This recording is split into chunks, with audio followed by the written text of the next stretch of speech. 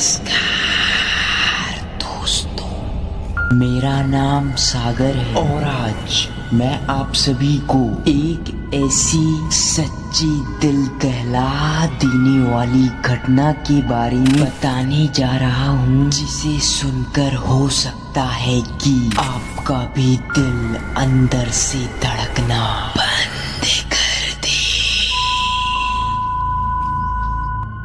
तो चलिए आज की कहानी शुरू करते हैं। दोस्तों, कहते हैं अगर आपको आपका प्यार मिल जाए तो आपको इस दुनिया की सारी खुशियां मिल जाती हैं।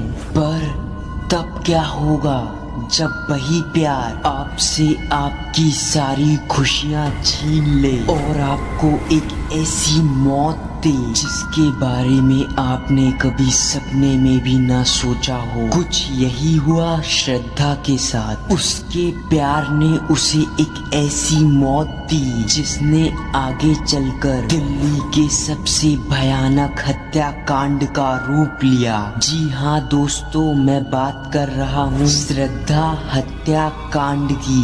क्या है इस कांड की पूरी कहानी, आइए जानते हैं। श्रद्धा भी उन आम लड़कियों जैसी थी जो अपनी जिंदगी में कुछ करना चाहती थी। श्रद्धा की उम्र लगभग 27 साल थी और वह मुंबई में रहकर एक मल्टीनेशनल कंपनी में काम किया करती थी। इसी दौरान उसकी दोस्ती उसी कंपनी में काम करने वाले एक लड़के आफ्ताब से हुई। धीरे धीरे करके ये दोस्ती प्यार में बदल गई और जब श्रद्धा ने अपने इस रिश्ते के बारे में अपने घर वालों को बताया तो उसके घर वालों ने यह कहकर आफ्ताब को अपनाने से मना कर दिया कि आफ्ताब तो दूसरी कास्ट का है और उन्होंने श्रद्धा को आफ्ताब से दूर रहने की सलाह दी। पर श्रद्धा ने अपने घर वालों की बात नहीं मानी और वह आफ्ताब के साथ घर छोड़कर भाग गई और दिल्ली में आकर रहने लगी। फिर वह दोनों साउथ दिल्ली चले गए। फिलहाल तो वह दिल्ली में आफ्ताब के साथ पहाड़गंज के एक होटल में रह रही थी और वहाँ उन्होंने मेहरौली के पास एक फ्लैट भी ले लिया। अब दोनों को साथ रहते रहते एक महीना बीत गया था। अब श्रद्धा के घर वालों को श्रद्धा की चिंता होने लगी। तब श्रद्धा के पिता ने श्रद्धा के दोस्तों से श्रद्धा के बारे में पूछा। तब उन्हें पता चला कि श्रद्धा आफ्ताब के साथ दिल्ली में रह रही है। श्रद्धा के दोस्तों ने श्रद्धा के पिता को श्रद्धा का पता देते हुए यह भी बताया कि उनकी श्रद्धा से एक हफ्ते से बात नहीं हुई है। यह सुनते ही श्रद्धा के पिता को श्रद्धा की चिंता होने लगी और वह तुरंत श्रद्धा से मिलने के लिए दिल्ली जा पहुँचे। और जैसे ही वह श्रद्धा के फ्लैट के बाहर पहुँचते हैं तो वह देखते हैं कि गेट में तो ताला लगा हुआ है। तब वह सोचते हैं कि शायद अभी घर पर कोई नहीं है, मुझे पास में ही रुककर थोड़ा इंतजार कर लेना चाहिए।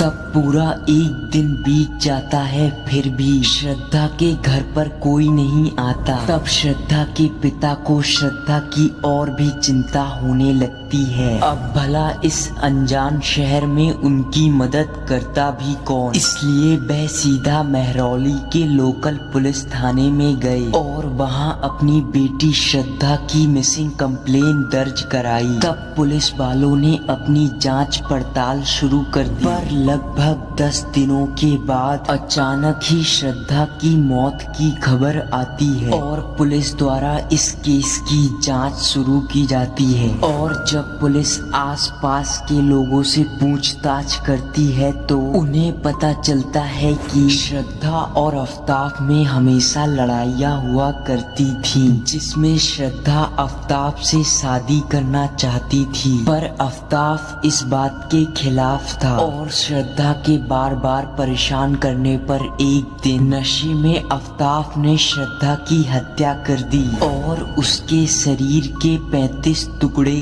करके करके उन टुकड़ों को फ्रिज में छुपा दिया और वह हर एक दिन एक एक टुकड़ा एक नई और एक सुनसान जगह पर फेंका करता था। अब हम आपको श्रद्धा हत्याकांड की कुछ ऐसी गुप्त बातें बताएंगे जिन बातों को पुलिस वालों ने भी छुपाया, क्योंकि इन बातों के बाहर आने से समाज में सामाजिक हिंसा हो सकती थी। नंबर 1, पुलिस की पूछताछ के दौरान श्रद्धा के दोस्तों ने बताया कि कहीं न कहीं श्रद्धा को पहले से ही पता था कि आफ्ताब उसे मारना चाहता है, क्योंकि आफ्ताब उस पर बहुत अत्याचार करता था। वह श्रद्धा की पीठ पर जलती सिगरेट बुझा दिया करता था। उन निशानों को श्रद्धा ने हमें दिखाया भी था और श्रद्धा के चेहरे पर भी काफी घाव थे और उसके बदन पर बेल्टों के भी निशान थे। उसको देखकर ऐसा लग रहा था मानो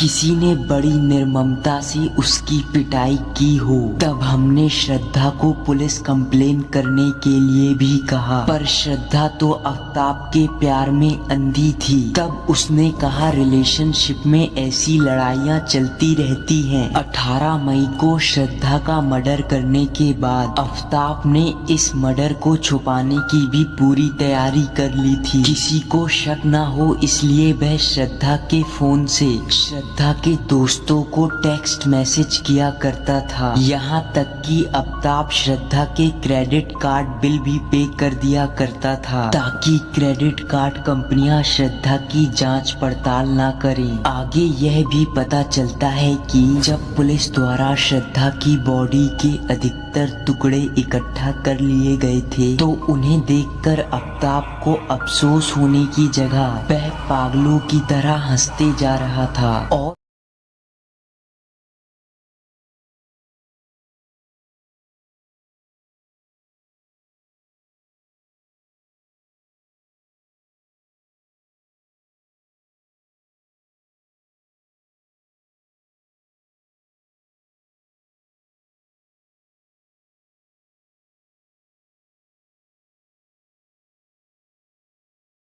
और श्रद्धा हत्याकांड के बाद श्रद्धा के पिता विकास पॉकर की दरख्वास्त है कि अब आफ्ताब को सीधा फांसी दी जाए। तो दोस्तों हमें इस घटना से यही सीख मिलती है कि हमें हमेशा अपने माता पिता की बात माननी चाहिए, क्योंकि एक वही है जो बिना किसी स्वार्थ के सदैव हमारा अच्छा ही सोचते हैं। और मैं ऐसा भी नहीं कह रहा हूँ कि प्यार करना गलत है, अपितु अंधा प्यार करना गलत है। तो दोस्तों इसी के साथ आज की वीडियो में बस इतना ही। अगर आपको ये वीडियो अच्छा लगा हो तो वीडियो को एक लाइक कर चैनल को सब्सक्राइब कर लीजिए। मिलते हैं नेक्स्ट